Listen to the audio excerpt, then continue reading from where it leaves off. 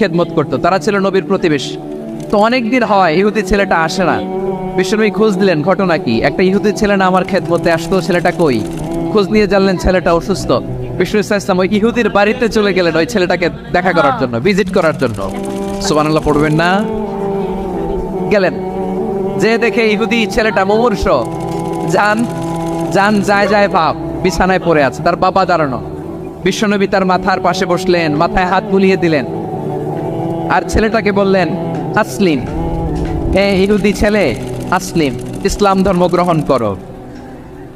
তো ছোট্ট ছেলে ভাবে আমরা ইহুদি, এখন ইসলাম ধর্ম গ্রহণ করলে আব্বা যদি বকা দেয়।